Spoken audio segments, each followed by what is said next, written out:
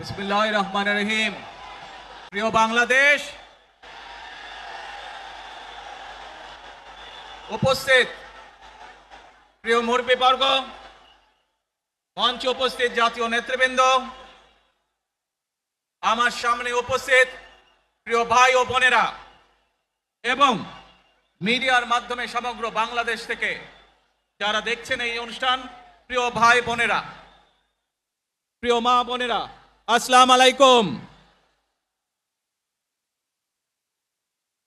প্রিয় ভাই বোনেরা, আজ প্রথমেই আমি রাব্বুল আলামিনের দরবারে হাজারো লক্ষ কোটি শুকরিয়া জানাতে চাই। রাব্বুল আলামিনের অশেষ রহমতে আজ আমি আমার প্রিয় মাতৃভূমিতে ফিরে আসতে পেরেছি আপনাদের দোয়ায়, আপনাদের মাঝে। প্রিয় ভাই বোনেরা, আমাদের এই প্রিয় মাতৃভূমি 1971 সালে লাখো শহীদের রক্তের বিনিময়ে অর্জিত হয়েছিল। ঠিক একইভাবে 75-এ আবার 7ই নভেম্বর আধিপত্যবাদীদের হাত থেকে রক্ষার জন্য সেদিন সিপাহী জনতার বিপ্লবের মাধ্যমে আধিপত্যবাদের হাত থেকে দেশকে রক্ষা করা হয়েছিল। একইভাবে পরবর্তীতে 90-এ স্বৈরাচারের বিরুদ্ধে এদেশের জনগণ, এদেশের খেটে খাওয়া মানুষ তাদের গণতান্ত্রিক অধিকারকে ছিনিয়ে এনেছিল। কিন্তু তারপরেও ষড়যন্ত্রকারীদের ষড়যন্ত্র থেমে থাকেনি।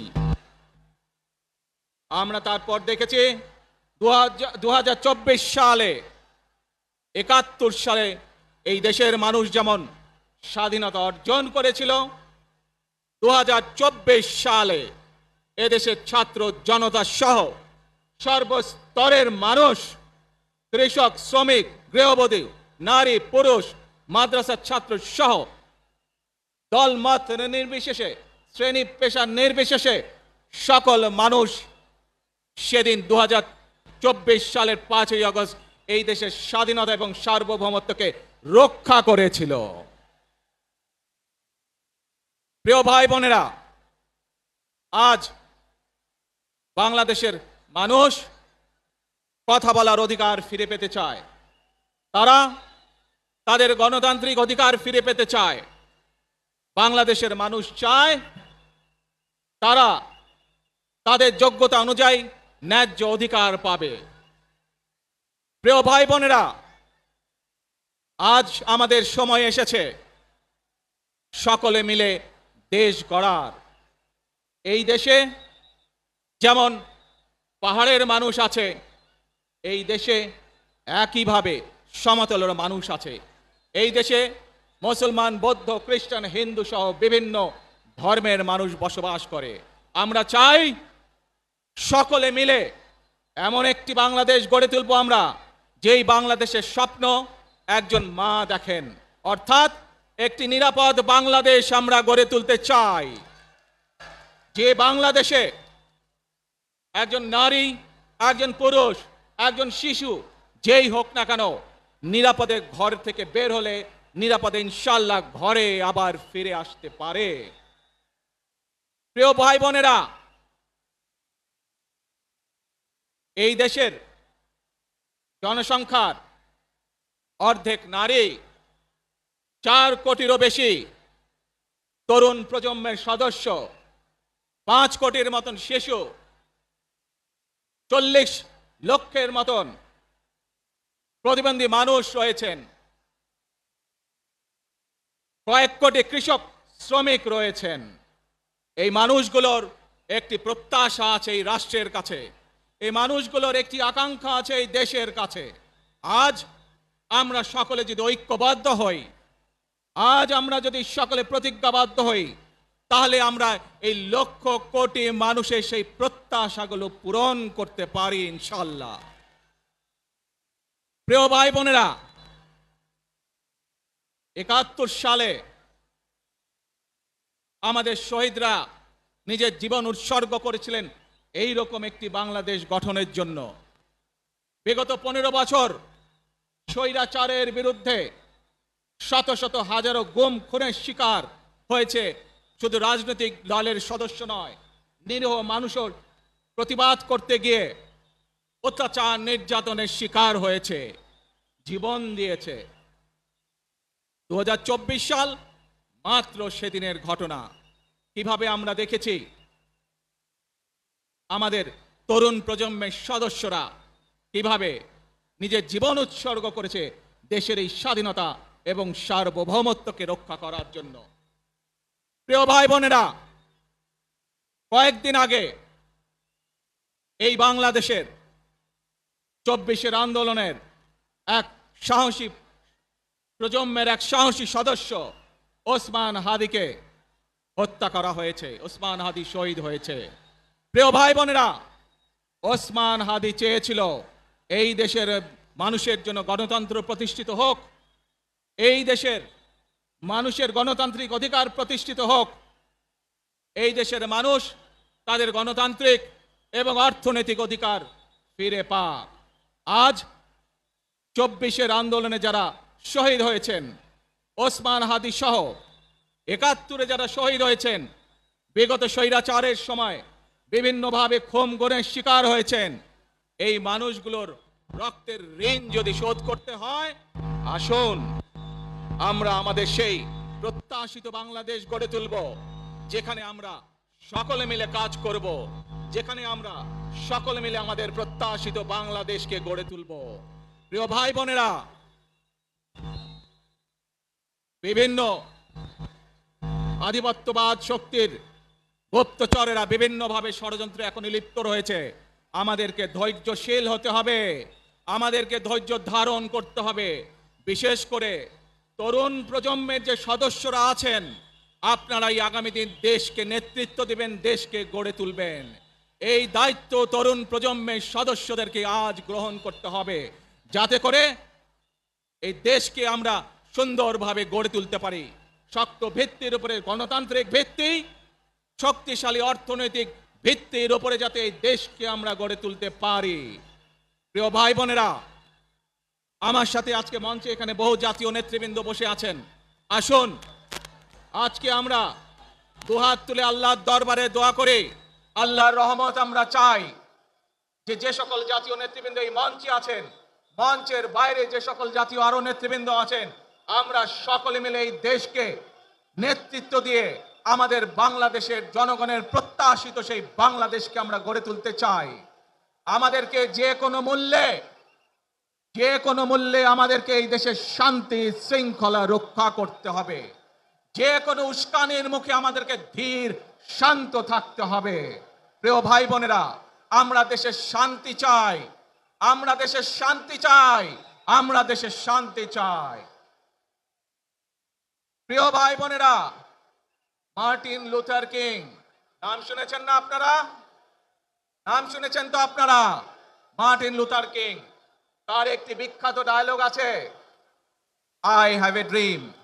আজ এই বাংলাদেশের মাটিতে দাঁড়িয়ে আপনাদের সকলের সামনে আমি বলতে চাই, বাংলাদেশ জাতীয়তাবাদী দলের একজন সদস্য হিসাবে আপনাদের সামনে আমি বলতে চাই, I have a plan for the people of my country, for my country.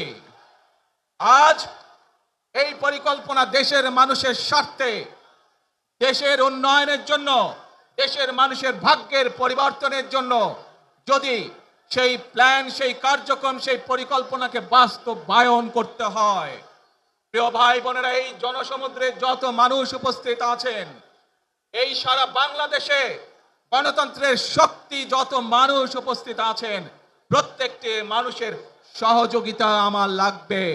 প্রত্যেকটি মানুষের সহযোগিতা আমাদের লাগবে। আপনারা যদি আমাদের পাশে থাকেন, আপনারা যদি আমাদেরকে সহযোগিতা করেন, ইনশাআল্লাহ আমরা আই হ্যাভ এ প্ল্যান বাস্তবায়ন করতে সক্ষম হব।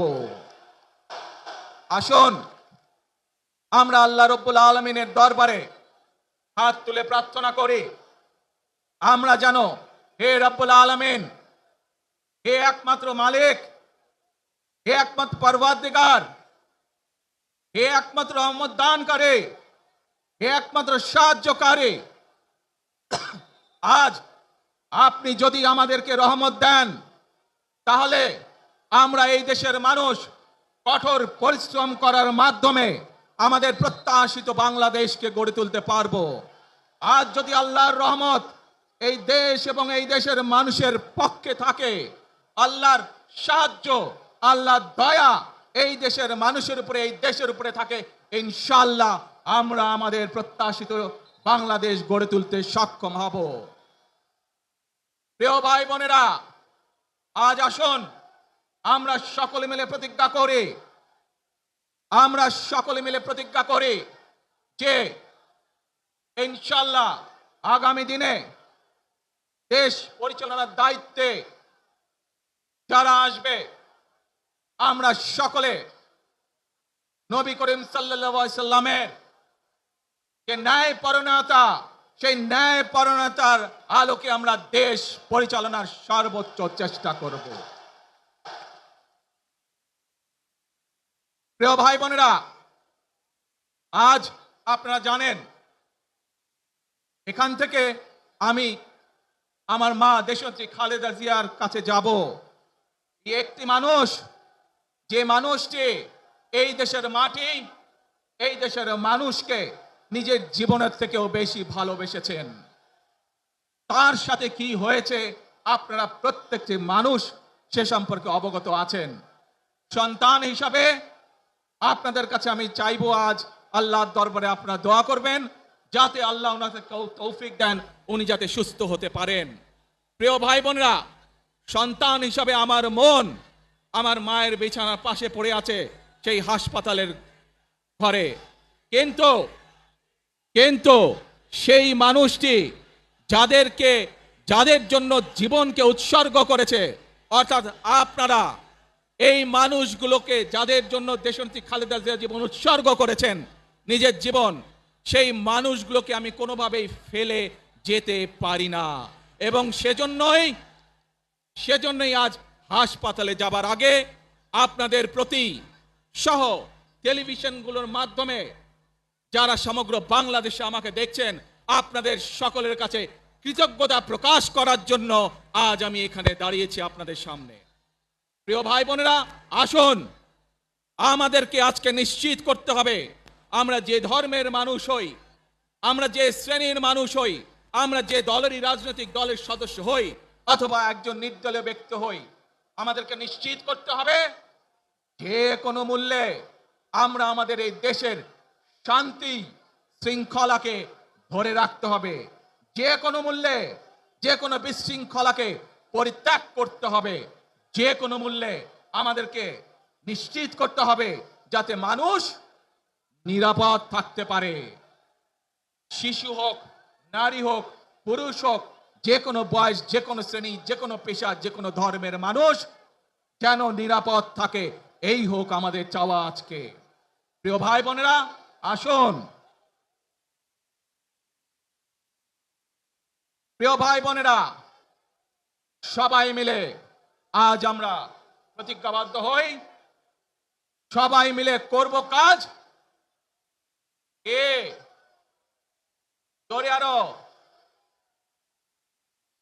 সবাই মিলে করব কাজ, কর্মমদের বাংলাদেশ। ইনশাআল্লাহ আপনাদের সকলের কাছে দোয়া আছে, আবারও সকলকে যে কোনো মূল্যে দেশে শান্তি শৃঙ্খলা রক্ষার আহ্বান জানিয়ে যে কোনো বিশৃঙ্খলাকে পরিহার করে ধৈর্যের সাথে মোকাবেলা করার আহ্বান জানিয়ে আমার বক্তব্য শেষ করছি। আবারও আপনাদের কাছে কৃতজ্ঞতা প্রকাশ করছি আজকে আমাকে এইভাবে বরণ করে নেওয়ার জন্য। আল্লাহ হাফেজ।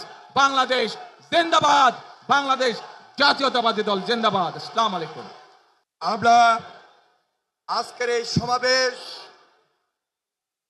সমাবেশ থেকে বাংলাদেশ জাতীয়তাবাদী দলের ভারপ্রাপ্ত চেয়ারম্যান জনাব তারেক রহমান, তিনি আমাদের মাঝে এসে আজকে যে গুরুত্বপূর্ণ দিক নির্দেশনামূলক বক্তব্য রেখেছেন এবং সেই সাথে সাথে দেশবাসীর কাছে কৃতজ্ঞতা প্রকাশ করেছেন, সেই জন্য আমরা ভারপ্রাপ্ত চেয়ারম্যান জনাব তারেক রহমানকে আন্তরিকভাবে মোবারকবাদ জানাই, ধন্যবাদ জানাই, সংগ্রামী সালাম জানাই, শুভেচ্ছা জানাই এবং অভিনন্দন জানিয়ে স্লোগান দিচ্ছি, তারেক রহমানের সংগ্রাম, তারেক রহমান এগিয়ে চলো।